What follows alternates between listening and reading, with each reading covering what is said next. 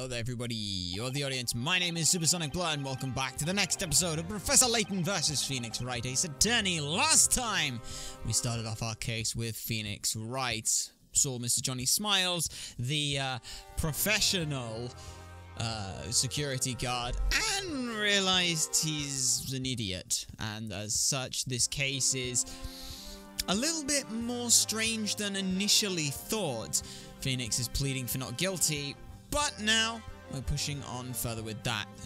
Flinch is calling in their next witness, so we are in the process of collecting our thoughts. Phew, glad the first part's over. That was the second part. Third part, actually, Phoenix. This is the fourth part. That witness was quite a character. I bet he'd love to be one in a crime drama. He'd end up making a comedy, though. I'd hate it if poor Isabella was found guilty because of his shaky testimony. But at least now it looks like we might be able to get Isabella a not guilty verdict. Yeah, I hope. I hope that cheered Isabella up a bit.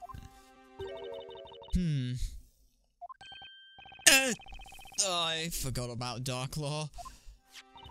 She's reading my newspaper. Maybe it's just me, but she doesn't look pleased. Oh, it's you. I appreciate your efforts, Mr. Wright. Thank you. But while I understand your drive to win this case... My drive? What? This is not the time for your personal ambitions. I don't think... I told you before, didn't I? That Isabella is pleading guilty, and that you should accept the proposed punishment. This incident has already been settled between our school and the police. But Miss Darklaw, Isabella could very well be innocent! Believe me, it will be in Isabella's best interests if you end the trial as soon as possible. The more this trial drags on, the more traumatic it is for this poor girl. I'm sorry. She may be saying that she's guilty, but is she really? In any case, Mr. Wright, we don't want our school being shoved into the limelight because of this case. So, if you could please refrain from picking at meaningless details such as that toy. Get this trial over with quickly. This is your client's wish, Mr. Wright. Wait, I understand. I'll do my best. It's a relief to hear that. Let's go, Isabella. Yes, Mr. Darklaw.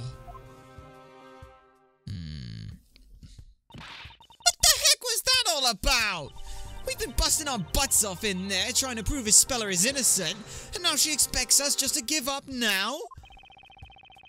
Why are you yelling at me, Maya?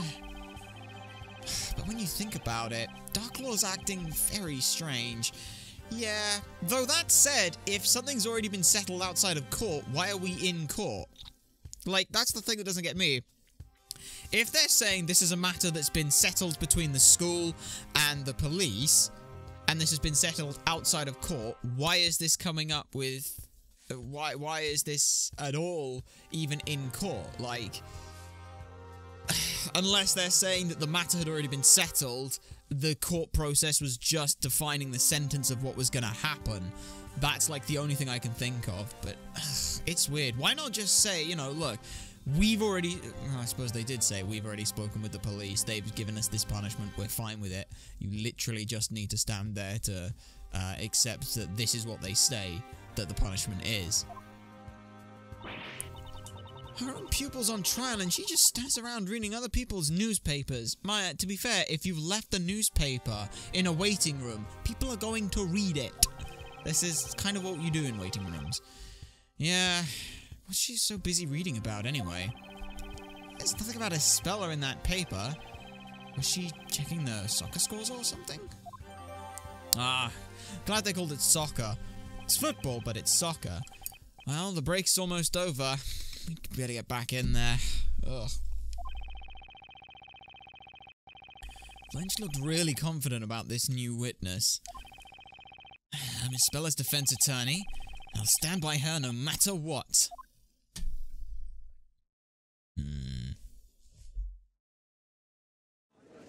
Okay, back in we go. The court will now reconvene.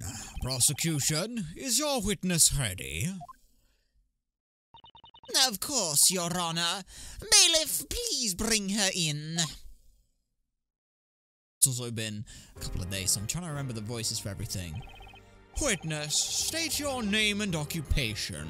My name is Olivia Aldente. Yes, it is. This is the only female I'm ever going to be able to do an accent for. The warm winds of the Mediterranean Sea carry the spicy scent of a seafood stew. A odd Sicilian stew that soothes the hearts of sailors braving the raging waters. I do wonder, how do you do an Italian accent for, like, Japanese? That's always been something I've been curious about, is how the accent translates. And il nostro mare. Oui. Okay. Yes, Miss Aldente is employed as a cook on the freighter where the crime happened. A cook? That's some interesting attire you're wearing, Miss Aldente. It is my work outfit. It gets very hot in the kitchen, you know. Well, it will be a pleasant change after that chocoholic guard. He got my nose up. Nice to see the judges remaining impartial here. Miss Aldente discovered the defendant in the cargo hold when she went for supplies. She found a speller? Well, that would make her the crew member that Johnny saw fighting with a speller. That is right, Mr. Hyde. Miss Aldente was the first person to discover the intruder. Then she is the victim of the assault, hit with a steel pipe. How cruel. If I'd only had my precious kitchen knife with me at the time, I'd have showed her my exceptional cutting skills. Nick, look at that. She's an expert potato peeler. I mean, that's not really helpful. She cut into the actual potato to then carve it. Which admittedly is pretty impressive given the size of the knife that she had, but you better watch out around her. I'll keep that in mind, Maya. Thanks. Witness, we will now hear your testimony.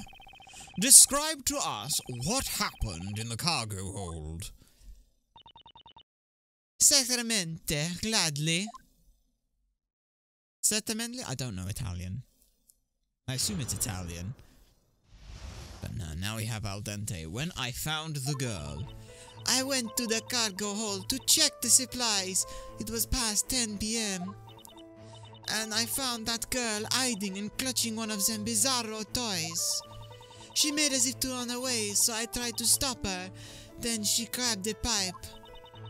She's short, but she swiftly swung the pipe at me. I tried to dodge, but she hit me on the head. I blacked out for a few minutes. Okay, then. According to the medical report, you suffered a laceration to your head, correct? That. It's covered by the chef's hat, so you can't see it now. But when I chop up veggies, it hurts in the rhythm of the strikes. Chop, chop, chop.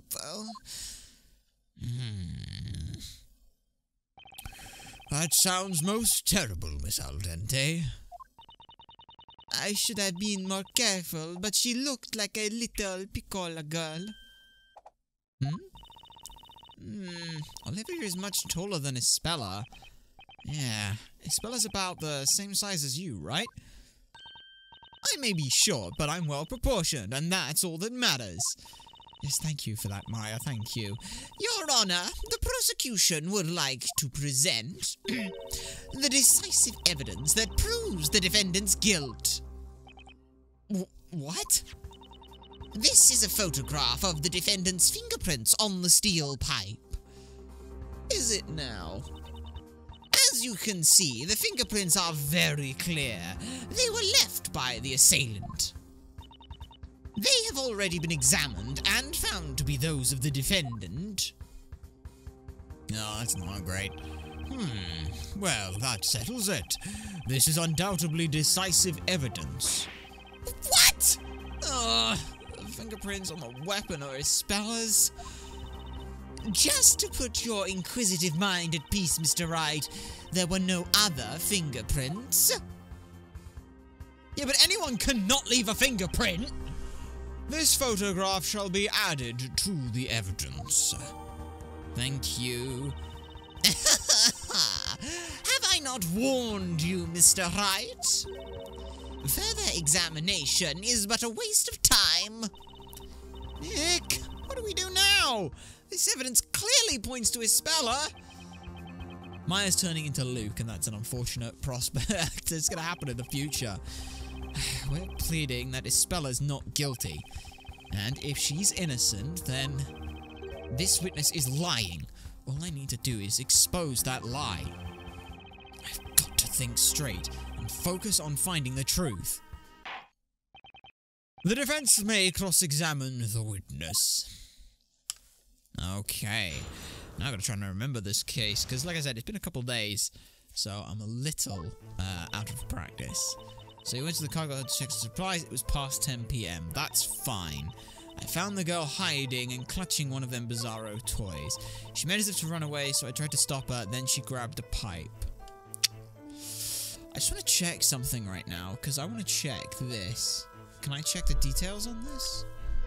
I can. Okay. So holding the pipe. Yeah.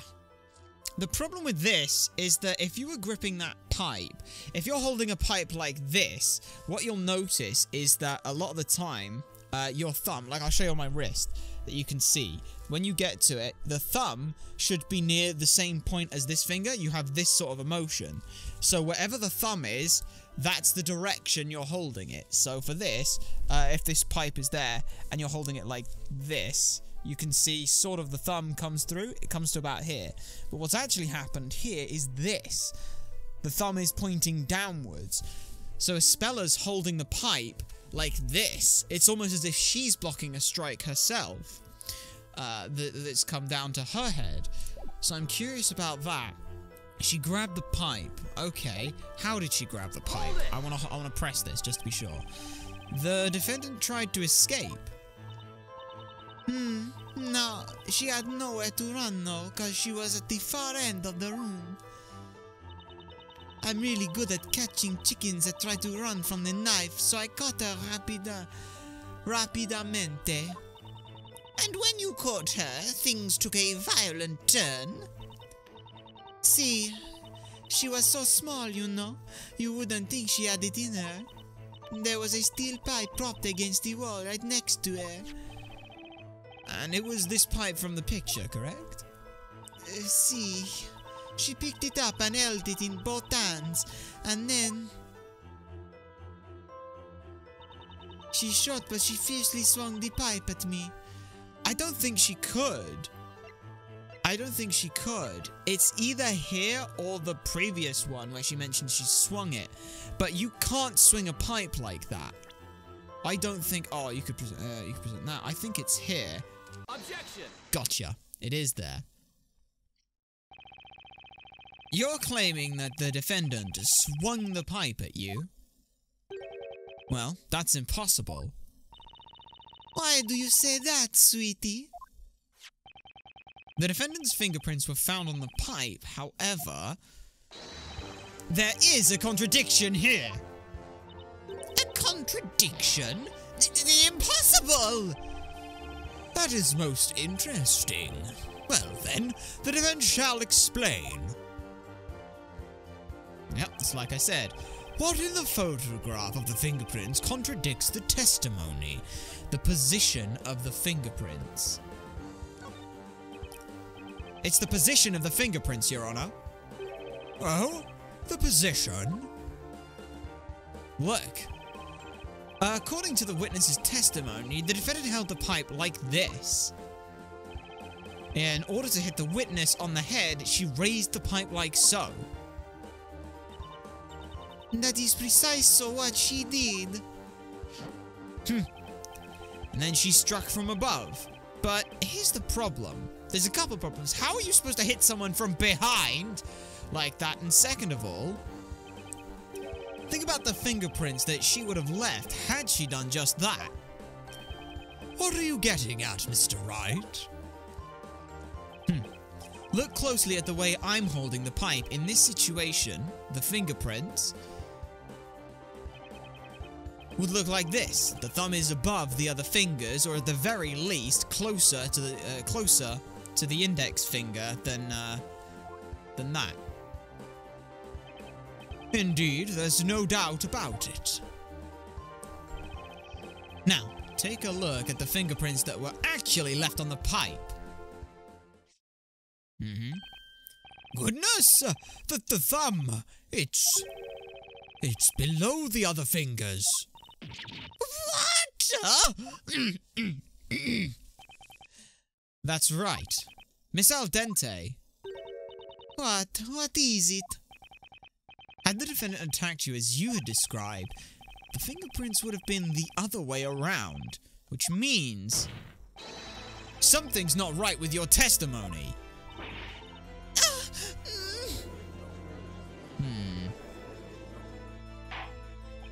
Order! Order!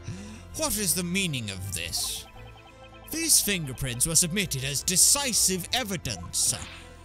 How come this contradiction was not brought to light before? No! Miss Al Dente, what do you have to say about this? Okay, hi. Where was she keeping the lobster? Excuse me, Miss Al Dente? Know how to bring out the full sweetness of a sweet potato? Add salt. You add a little salt. You use a pinch of salt? Yep. Interesting, right? You use salt to make something taste sweeter. I'm not following. To be fair, you're drawing out the waters by using the salt. I remember it now. It was the other way around, not as you'd expect it. I'm sorry, I got a bit confused. You'd normally hold a pipe like that, but she's so small and the pipe is heavy. She held it the other way around. The other way? Not like this. She held it in this way. Objection! But you testified that she fiercely swung the pipe at you. I'm telling you, I got confused. Olivia's sorry, okay? How could you mistake the way she held the pipe if she was right in front of you? At this point, all you have to do, Phoenix, is point out the possibility that she may not remember things due to the concussion, at which point her testimony is inadmissible. Oh, why don't you go fry an egg? What does it matter if she held it one way or the other? You wouldn't call a slightly salted sweet potato a salty potato, cause it's still a sweet potato, no matter what you add to it. The witness probably has a point, doesn't she, Mr. Wright? So, the defendant attacked the witness, holding the pipe backhanded. It seems a bit unnatural, but it does make sense, I suppose. Indeed it does, Your Honor. There is no problem with this evidence after all. Does the defense agree? If I agree there are no problems with this evidence, then we'll be on one step away from losing this case. There's got to be a contradiction somewhere in that fishy testimony. Could I spell it out of hit holding this pipe backhanded? No, she couldn't have. Objection!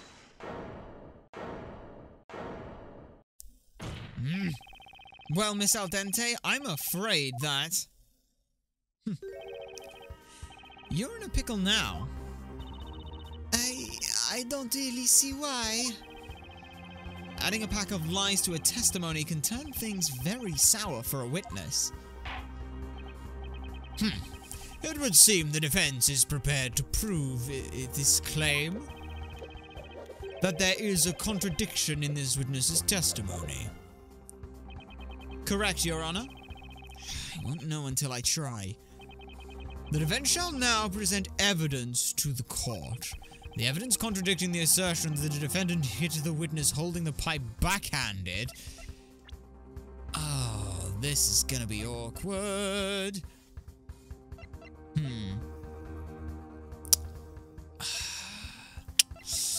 See, I'm looking at this suggesting that it's the idea that it could be the injury to the back of the head. How you would swing a pipe backhanded to hit someone in the back of the head when they're taller than them. That's what I'm thinking right now. Yeah, I can't think of anything else that it could be looking over some of this evidence just real quick. Like, it doesn't make any sense, so it's gotta be that. Take that! Miss Al Dente, you previously testified that you were using that hat to cover the wound you received in the assault. It is normal for señoritas to cover up things they don't want others to see. That's not all. You've also described the defendant as little, if you recall. That is to say, Miss Cantabella is, at the very least, shorter than you.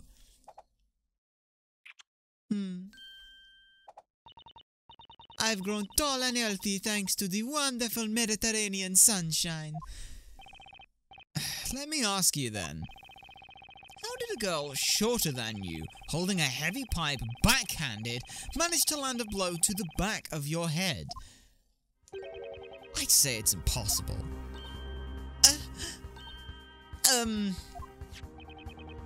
The fingerprints on the weapon show that the defendant held it backhanded. But even if she didn't, it is highly unlikely she would be able to hit Miss Al Dente's head like that. It is. But like I said, just because no other fingerprints were found on the pipe, anyone could not leave fingerprints. Order! I will have order! What is the meaning? Well, what is the defense getting at? Even if it was highly unlikely, it cannot be proven that it was impossible. Miss Cantabella's fingerprints were found on that pipe, Your Honor. Nothing can change that fact, that it was the defendant who held the weapon.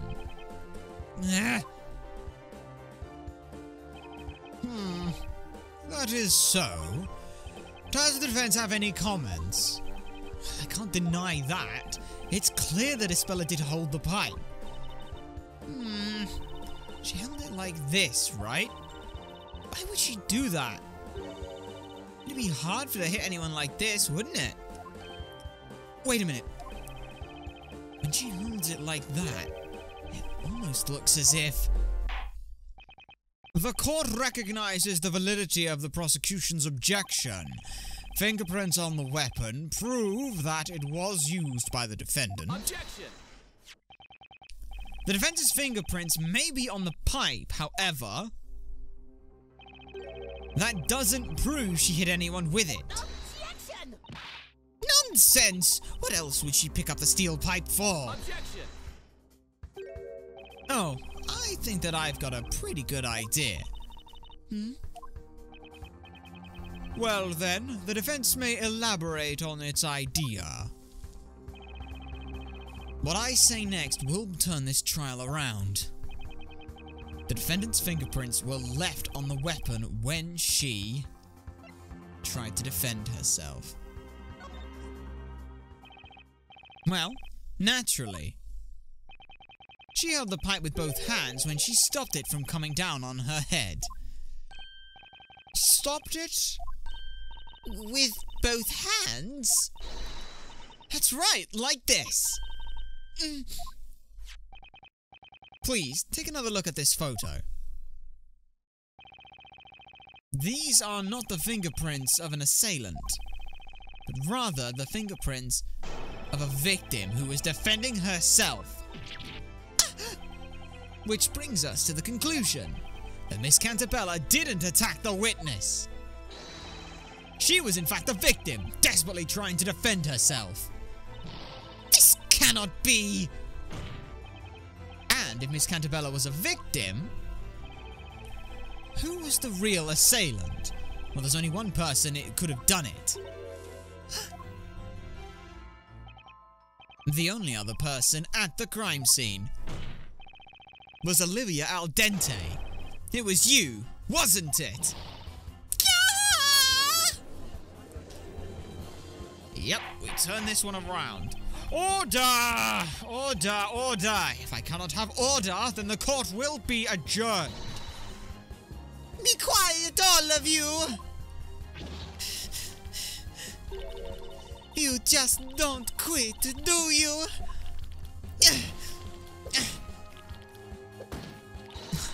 A lousy lawyer like you should get the job. How about I show you my knife up close? Have you lost your mind, Mr. Wright? The witness is the victim, not the assailant. There are no fingerprints other than the defendant's on the weapon. Objection. Congratulations. Literally anyone wearing a pair of gloves could not leave marks. Please look at the witness's outfit. She's wearing gloves. That's why she left no fingerprints. Also, I like how... you prickly sea urchin! But you cannot be sure she was wearing gloves that night. Objection. The witness has already called this her work outfit, so she must have been wearing it when she went to check supplies. You devious lawyer, slippery as an eel. It was me because I had gloves on, as if I was the only me wearing gloves. She's the only one in the courtroom currently wearing gloves. There was that guy, that guard, he was to wear gloves too. The guard? Oh, was that the previous witness? Oh, that's right. Gloves are part of the guard's uniform by regulation. See, that guard, Johnny, he was wearing gloves that night too. What do you say to that, Mr. Wright? Since you're claiming that the assailant is the person who had gloves on, that would make the guard a suspect as well. No. Could Johnny be the culprit? Not possible. Johnny Smiles is not the culprit. Why not? Anyone with gloves could have done it. Didn't you just say that? No, that's not what I said. However, it does seem plausible that the guard could have done it. He was wearing gloves after all. Not true. I'm afraid that's impossible, Your Honor. And I have proof. You do? Fascinating. Let's see this proof, if you really have it. Please enlighten us as to why Smiles couldn't be the culprit. Provide us the proof. Take that! Mr. Smiles is, to put it nicely, what you may call a free spirit. That they are. There is no guarantee he would follow the rules and wear his full uniform. And this evidence proves that he did not wear the gloves. Wait, don't throw that filthy torch at me! Will someone please wipe the chocolate off this evidence? No, Your Honor, this chocolate is the evidence. What? Mr. Smiles was snacking on a chocolate bar during his patrol. That's why his flashlight is in this sorry state. And as such, and it's covered in his chocolatey fingerprints. Therefore, we know that he didn't wear gloves when patrolling the ship that night. Rule-breaking, chocolate-loving Johnny Smiles was not the culprit.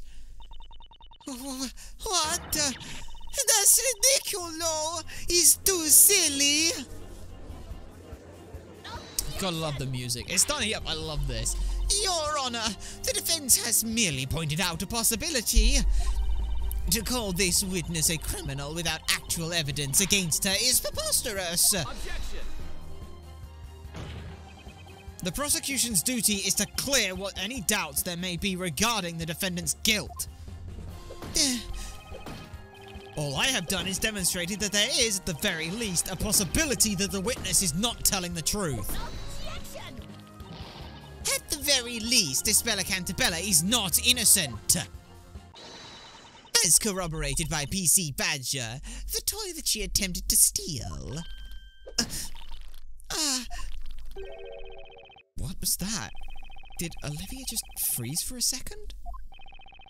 Prosecutor Flinch explained to the court about this toy, this new piece of evidence. This is the stuffed toy that the defendant tried to steal that night. One of its legs would appear to be missing. The poor thing. This mishap befell PC Badger as the witness and defendant were fighting. The captain of the freighter reported the damage after the defendant's arrest. So, this is the stuffed animal that Olivia snatched from Isabella, huh? I see. The court would like to hear the witness's testimony regarding this evidence. Witness, your testimony.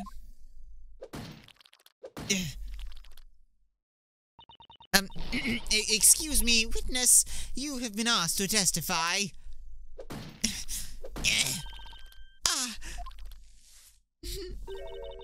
I'm so very sorry.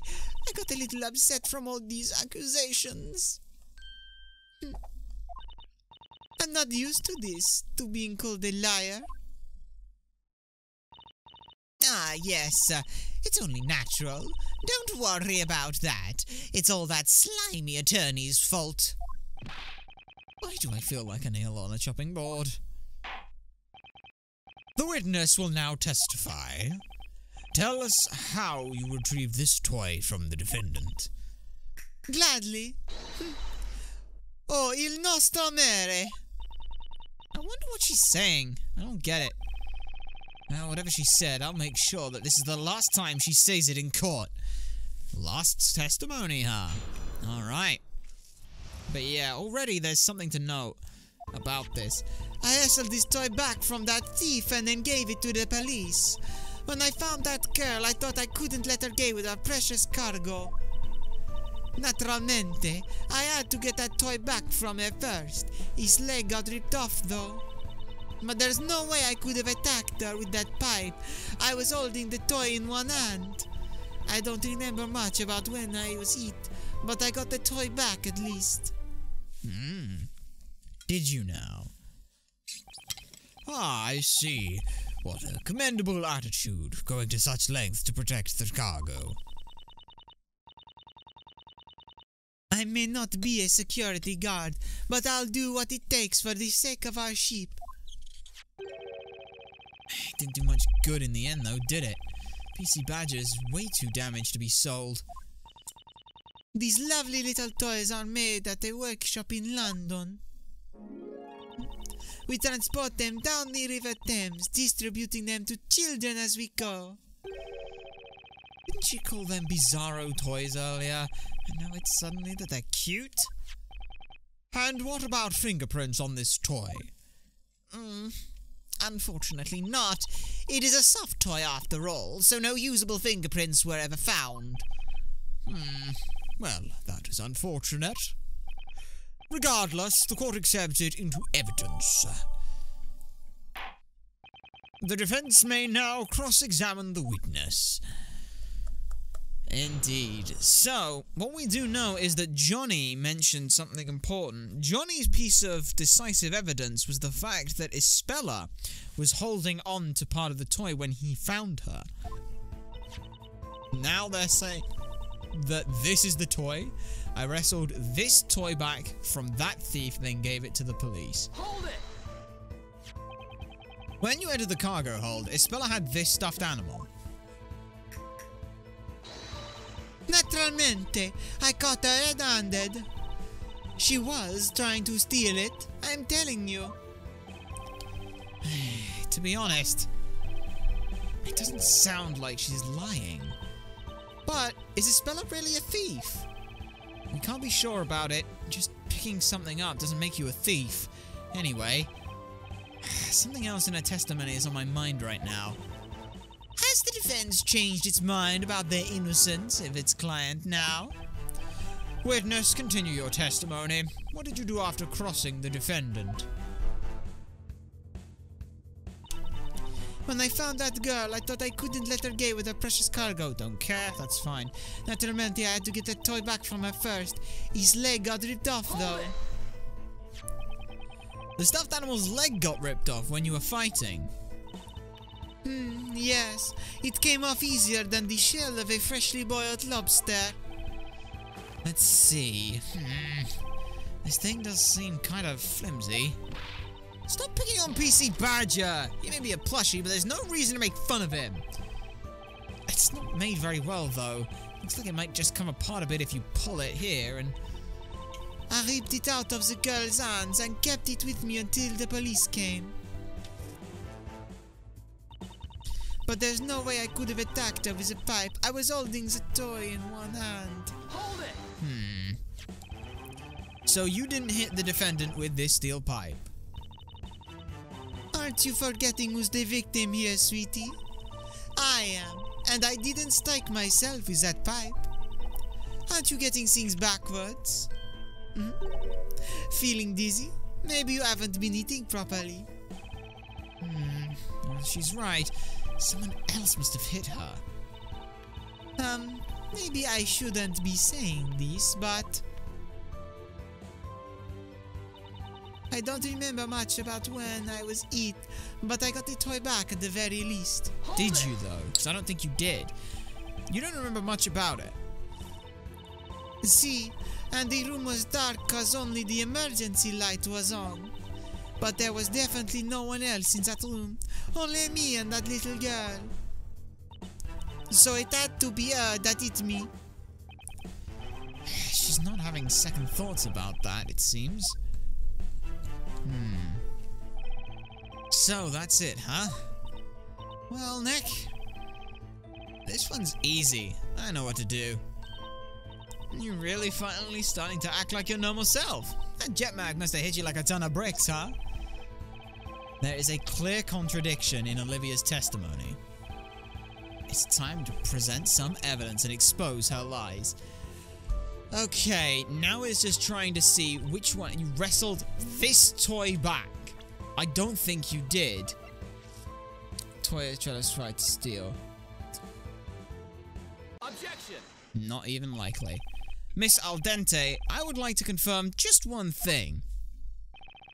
The stuffed animal that you submitted to the police, is this the one? Yeah, that's the one. No doubt about it. I'm sorry, but if that's the case, things simply don't add up. What doesn't add up? If it's about the leg, it's that girl's fault. He got ripped off because she wouldn't let go. The problem is not something that's missing from this stuffed animal. On the contrary, it's something that shouldn't be there in the first place. Something that shouldn't be there? And that is, of course, this item. What is... That's... This is the final piece of evidence received from the guard Johnny Smiles. When I seized the girl at the crime scene, she was clasping this in her hand. She didn't even seem to notice. And what would that be? It would appear to be PC Badger's tag, Your Honor. Strange, isn't it? Something was definitely ripped off this plushie. But it wasn't its leg. It was the tag.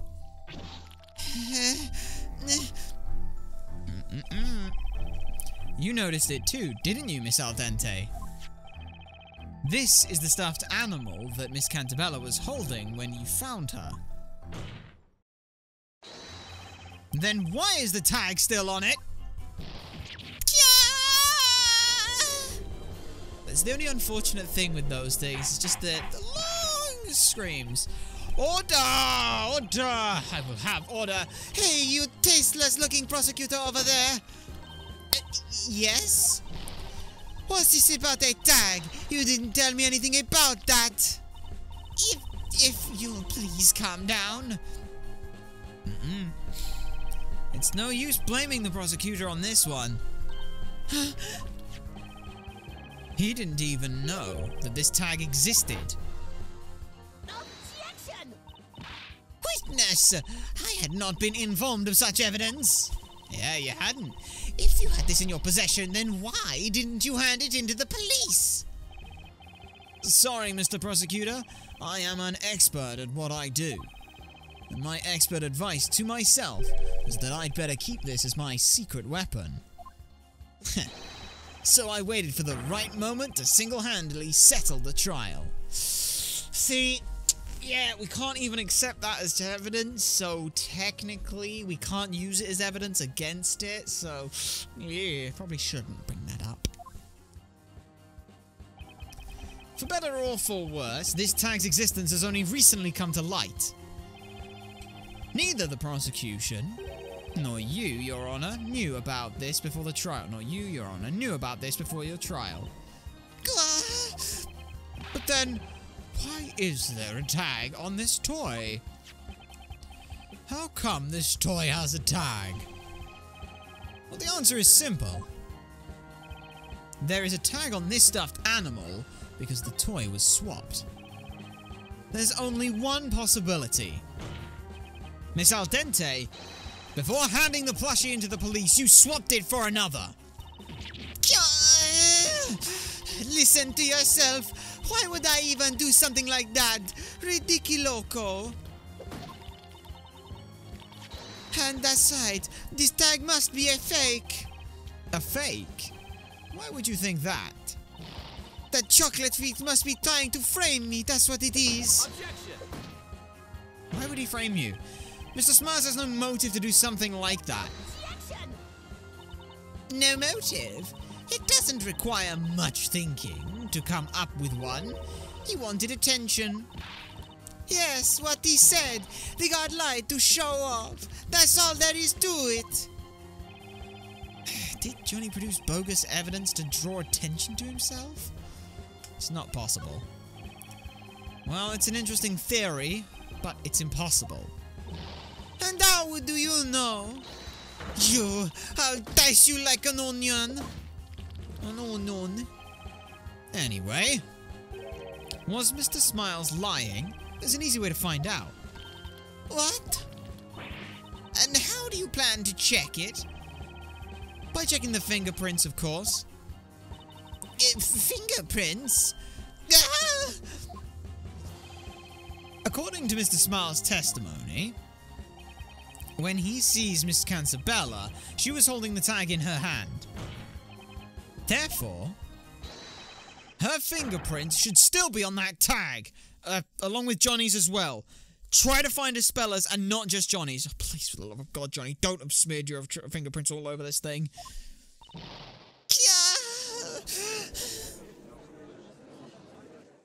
Alright. Bailiff, have this evidence investigated immediately. That was awesome, Nick! We've almost got her now. That you have. Mr. Flinch, I have a question for you. What is it? When you searched the crime scene, did you find a toy without a tag? Well, Mr. Flinch, did you? No, we, considering the circumstances, it did not seem necessary to investigate quite so thoroughly. But at the very least, I can tell you that all the toys in the crate had tags on.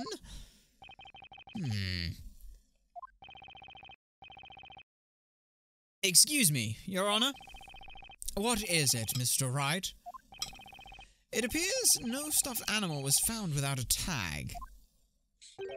Which means that it may still be hidden at the crime scene. Your Honor, the defense requests that this ship be searched thoroughly this time. Send a forensics team there immediately.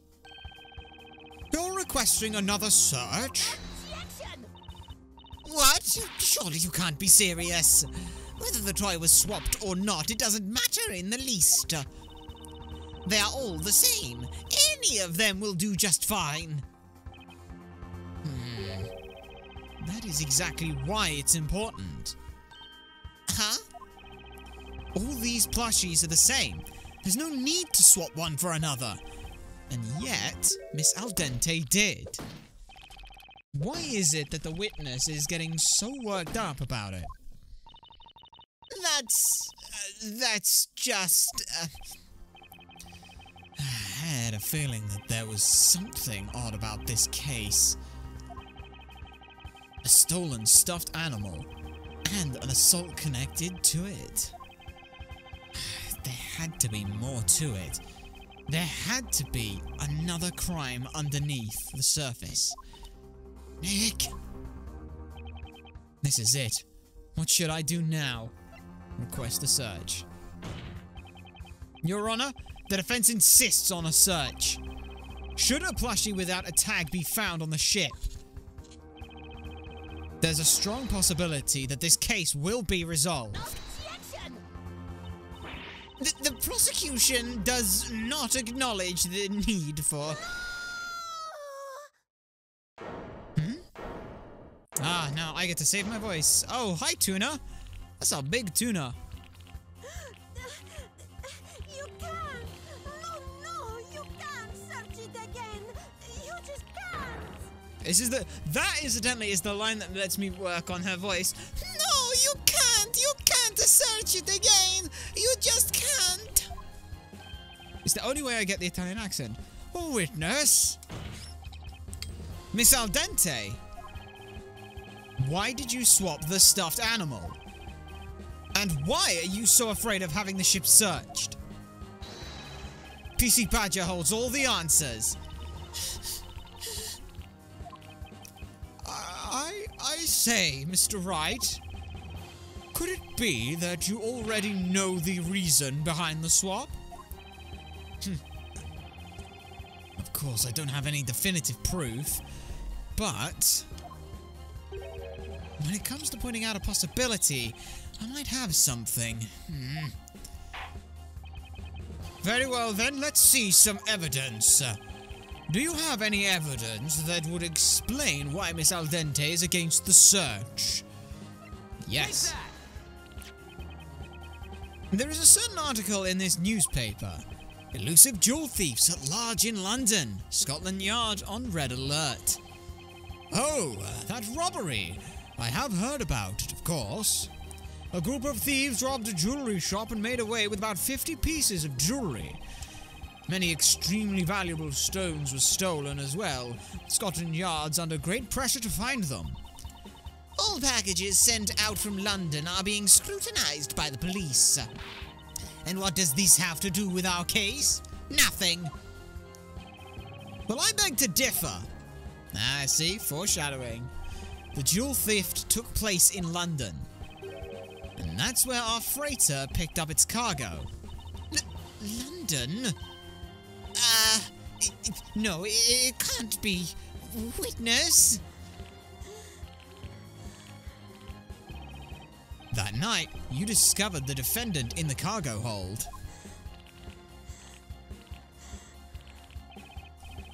She was holding one of the plushies. You knew you had to get it back. You had to get it back at all costs. But why go so far for a mere plushie? That's right. There is only one possible reason. You couldn't afford to have the police discover what was inside of it! I love that. Oh, what a great end. That is the, in my opinion, best breakdown of a witness. Just watching that. We've had some great witnesses explode onto the scene, but that's brilliant. Absolutely brilliant. I love it. We have just received a report from the team investigating the crime scene. This toy was hidden between a storage unit and a pipe.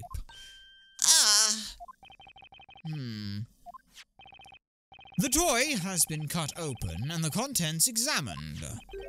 And this was found inside. A pink diamond worth approximately £100,000. We have also received a report from the crime lab.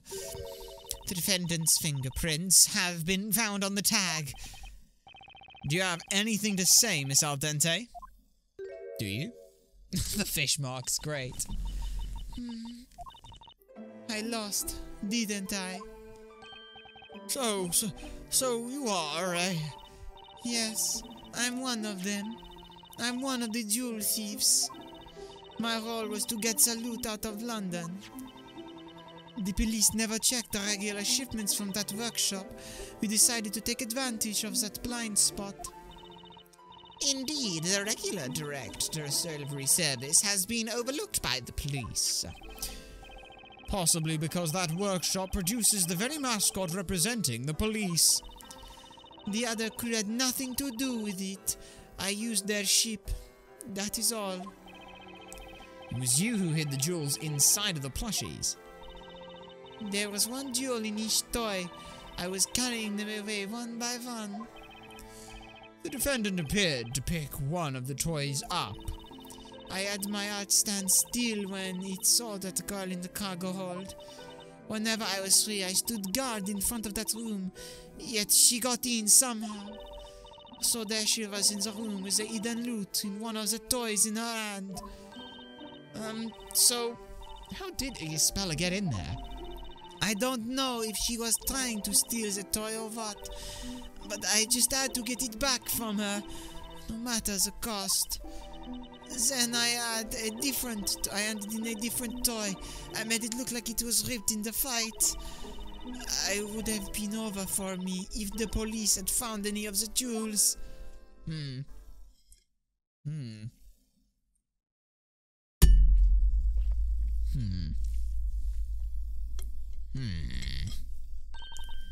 But, wait a minute. Yep, Maya's cottoned onto it. So, who was it in the end? Who hit Olivia? Oh, I almost forgot about that. At first, I thought it must have been that little girl that hit me. But it couldn't have been. But now I don't know. You don't know?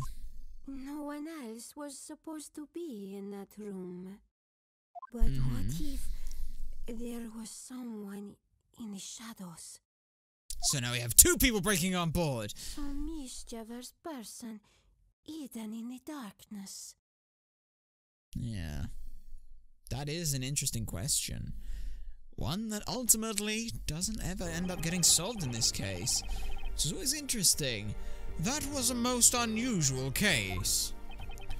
It cannot be said that all the mysteries have been resolved, but it has become clear that Miss Cantabella is innocent. Well then, Mr. Wright? Yes, Your Honor. It would seem that I owe you thanks for helping us see the truth. No need to thank me, Your Honor. I was just doing my job. Like I always do. Is that really the smartest thing you could come up with? Maya's face. I always loved that. Is that really the best one-liner you had? And, Mr. Finch? Oh. Yes, Your Honor. This trial was part of the Legal League of Attorneys exchange program, wasn't it? May this trial serve as a lesson for you too. Is that understood? Ooh. Ew. It is as you say, Your Honor. Don't look, don't look, don't look, don't look! Without my glasses, I can't see, and I don't want to be seen. Where are you? Where are you? Where are you? I love that. Well then. The court has reached its verdict. I pronounce the defendant, Isabella Cantabella, not guilty. Fire the confetti cannons. It's just an actual cannon, not a confetti cannon, just an actual cannon filled with confetti. And then the music. Congratulations! You did it, Nick! Yeah, thanks. I guess I should be happy. Ducklow's cold gaze is staring daggers through me. Thank you, Mr. Wright. You are better than I thought. Had I known earlier, I would have asked you to prove Espella innocent from the very start. Oh, I'm glad you're happy about the verdict. Espella, come and thank Mr. Wright. And the book. Thank you, Mr. Wright. Glad I could help. Hey, Espella! What's that big book you've got there? Oh, please forgive her. She's a bit shy, you see. She's very fond of books. At any rate, now Espella can return to her peaceful life at our boarding school. And it's also thanks to your hard work, Mr. Wright. Now, please excuse us. We have some formalities to attend to. Oh, yes, of course. Mr. Wright, you were truly outstanding in that courtroom today. Farewell.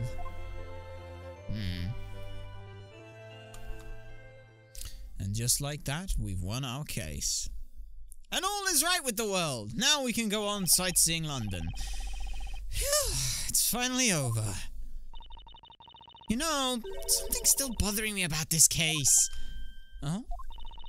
Well, the person who hit Olivia, where did they go? That is true. We don't know who actually did assault Olivia. Well, if it wasn't Espella, it must have been another person at the crime scene. But neither Olivia nor Johnny saw anyone else. The room was dark, save for the emergency light. I'm sure someone hid in the shadows. And Johnny was wearing sunglasses. I'm amazed he saw anything at all. He missed all those clues, so it's not much of a stretch to imagine that he missed the perpetrator too. That's true. How about we head back now? Okay, let's go check out Tower Bridge while we still have some daylight left. Tower Bridge, you say? Oh. What is it, Maya? There, on the couch. Isn't that Espella's book? It is. It is the book she was holding. We should return it to her. Yep, you gotta go find her first, though. Hey, Nick, let's see what kind of stuff Espella likes to read. Just oh my god, it's just Maya. pages and pages of slash fic and yaoi and what the... No, don't read this anymore, Nick. Don't read it. Labyrinthia, huh?